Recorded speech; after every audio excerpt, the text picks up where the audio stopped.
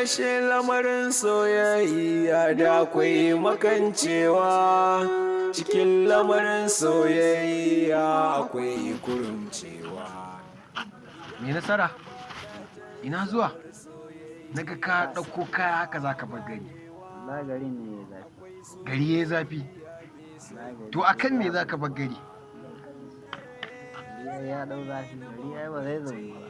Kamar ya ba zai zaune ba, me ya faru? To kana son abu ƙorafi daga wannan sai wannan. Kai yanzu kaddara ma yanzu mutum yana son yarinya. Ƙalubale iri-iri za a ninga kawo ma a ce. Kaga ni dai duk maganan nan taka na san magana ce akan Shamsiya. Ka gane? Shi komai idan ka duba yin Allah ne. Kuma wai barin garinka ba zai sa wai dole wai za a aura maka yarinyar nan ba.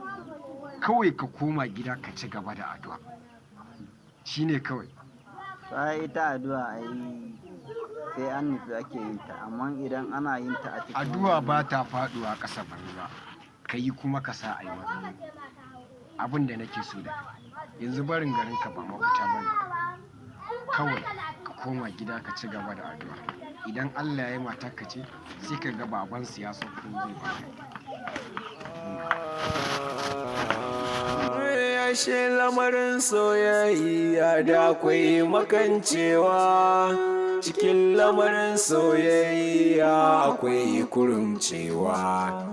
Idan ka faɗa jazzabar soyayya san ba a ganewa, akwai soyayya mai sanyi.